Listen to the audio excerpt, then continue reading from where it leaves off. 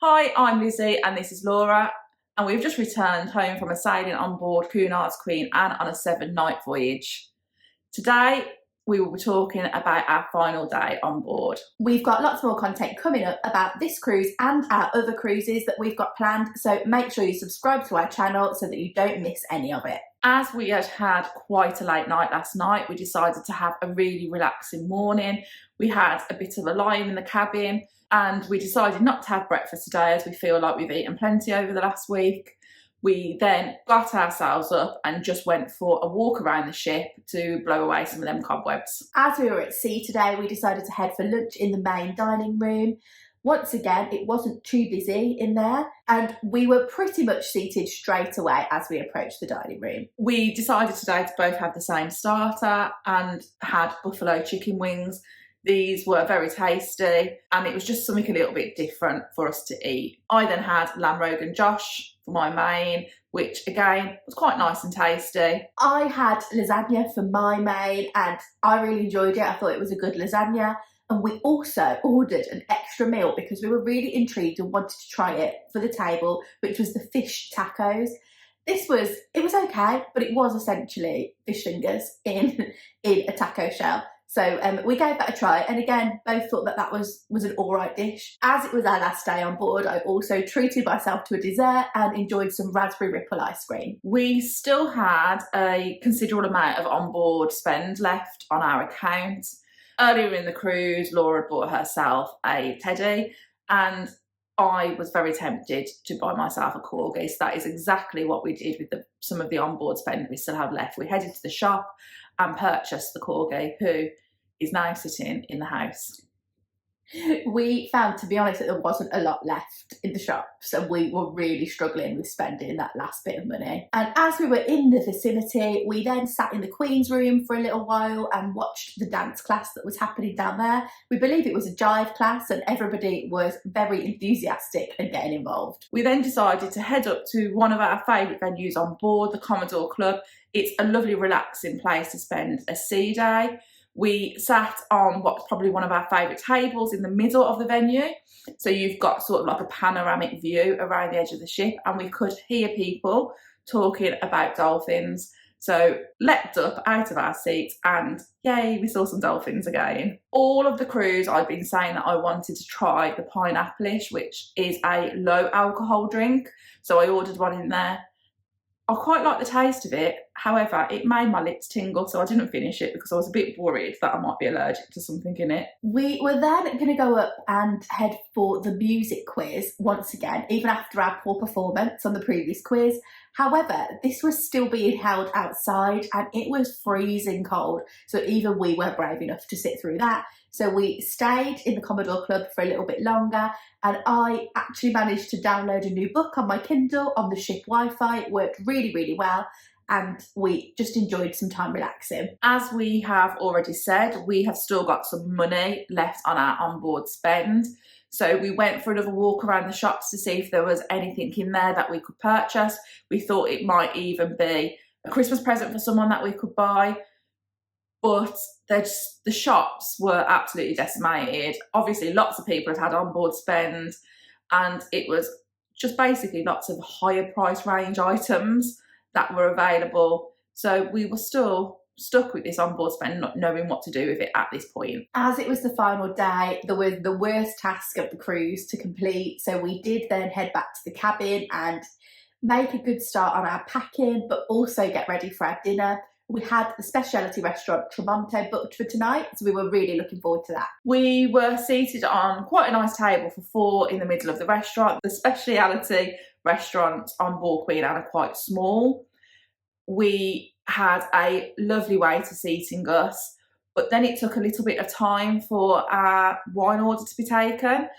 They were so apologetic that it didn't matter that this had taken a bit of time, because obviously there'd been a little problem that they needed to sort out, and we understand that these things might happen. To start the meal, we were served some breadsticks and offered oil and balsamic vinegar, Now, I'm really strange and don't like either of those, and Lizzie only likes the balsamic, so they were a little bit horrified by our choices there, I think. But the bread was really nice and it was very fresh tasting. We then moved on to our starters. For my starter, I had the Frito Misto, which is basically like a selection of tempura battered seafood. This was really tasty and it was a good sized portion too. And for my starter, I had a veal and fennel polpette, which is essentially a meatball. Again, quite nice and tasty, and I really enjoyed this one. For my main, I stuck with the seafood theme and I had the sea bream, which was a really nice dish. It was also really pretty on the plate, so I very much enjoyed this. And for my main course, I had the lamb. I always love a lamb dish. And again, this didn't fail to disappoint me. We also had some sides on the table. There were some polenta chips, which we quite enjoyed. We haven't always liked polenta in the past, but these were quite tasty. And then there were two different types of salad. One was like a summery salad, and one was a tomatoey one. Again, very fresh and really nicely presented. For my dessert, I had cheese and biscuits. As you know, I'm not a dessert fan, so I'm always really pleased when cheese and biscuits is on the menu. Again, I enjoyed this. And for my dessert, I was really brave and tried something I wasn't sure I liked. There was a donut on the menu that was served with pistachio ice cream, and I'll be honest, I thought I didn't like pistachio. Turns out I definitely do, and I really enjoyed it.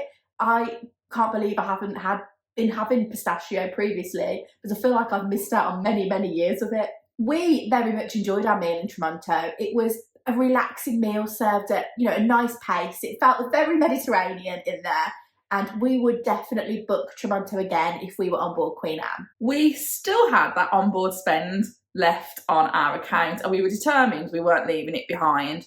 So we decided that we were going to buy a bottle of Queen Anne's gin. We walked through the pavilion pool on the way back to our cabin because we needed to go and put our suitcases out, and purchased one from the bar there. At first, I didn't know how to put it through on their tablets, but they finally sorted it out, and we've now got a lovely bottle of Queen Anne's gin at home. I'm sure we would enjoy drinking it. We then had a booking for the Bright Light Society, so after putting our suitcases out, we headed down to there to see the second show, which was called Fizz. This was the last show for 3 of the cast for Fizz. This was the last show for 3 of the cast for the Bright Light Society. So it was actually very emotional at the end of it, and I don't think there was a dry eye in that audience. Again, we really enjoyed it. Probably not as much as the other Bright Light Society show Noir, but it was good fun, and the cast were very talented. After Fizz, we headed straight out of Bright Light Society into the Queen's Room where the silent disco was happening. It was pretty busy in here. There were lots of people enjoying themselves, singing and dancing along. And as is usual with silent disco, it wasn't very silent. We were able to catch up with a few people that we'd met on board this cruise at the disco. Everybody seemed to sort of be congregating in here tonight. So it was a really nice atmosphere and everybody was having a great time. After a while, we always think silent disco is a bit hard to keep on having conversations with people. So we wanted to head up to the Commodore Club, and a group of 6 of us went up to the Commodore Club to enjoy one last drink. While we were up there, Flav and Mary were performing, and it added to the ambience of the Commodore Club. They finished the night by performing Time to Say Goodbye, and I am so soft. This always gets me every time. So this nearly had me in tears. But it was a really nice way to end the cruise, and just really nice to sit there comfortably and have a relaxing end to the evening. However, we decided that we weren't quite ready to go to bed yet, and we felt like we needed to go and have one last drink in the Bright Light Society, as this seemed to be the venue which we had finished most of our nights in on this cruise. We headed there, enjoyed one last drink, and it was relatively busy for the last night. We watched a few people have a dance before we headed up to bed at around 1 a.m. Something that we found quite irritating today was the way the suitcases are transported. Because of a design flaw with Queen Anne, they cannot use the crew lifts to transport the suitcases, the trolleys that the suitcases are in. So all around the ship this evening, at the lift lobbies, there are just loads of suitcases piled there, and it just makes it look really untidy.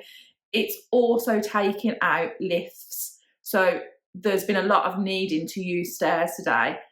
If you have mobility issues, that is something to be aware of, that you might have a little bit of a wait to get a lift on disembarkation day, just like on embarkation day. As you'll probably know about us by now, we don't like waking up early, so we were delighted that we didn't need to leave the cabin until 9 a.m. the following morning. This meant that we just had time to finish sorting ourselves out in the morning, and it wasn't a last minute frantic panic. We had arrived back into a very grey looking Southampton, as it is now November. That is what you would expect. And we were quite sad to say goodbye to our cabin because we really enjoyed our time in it. We then headed to the Queen's Room, which was our disembarkation meeting point, and we met Tom and Dom in there. We had a different time to them to disembark, but they were running early and disembarkation anyway, and we were able to just get off at the same time as them. And we were off the ship by 9:25, which was pretty amazing considering we didn't leave the cabin until 9 o'clock. The baggage haul was well organised as always, and it was very easy for us to find our suitcases in there. It was quite clear that a lot of people had already left the ship and gone on their way home, so we were able to grab our bags and head back to the car nice and easily. We had a lovely relaxing sea day on board today. We always think it's important to have at least one lazy day when you're on holiday, as the purpose of them is to get yourself ready for going back to work. We enjoyed just sitting in the Commodore Club and watching the sea, as it'll be a while until we get to see the sea again now. We really enjoyed our meal in Tramonto, the Bright Light Society show Fizz, and then finishing off the night with a couple of quieter drinks. Disembarkation was extremely easy and probably one of the smoothest ones we've ever had. There was no hassle whatsoever. We will have a full review coming about this cruise very soon, so keep your eyes open for that. Thanks for watching. Don't forget to give this video a like and drop any questions you've got in the comments down below. Please do also make sure that you're subscribed to our channel. You can also find us on social media by searching Sisters on the Seas.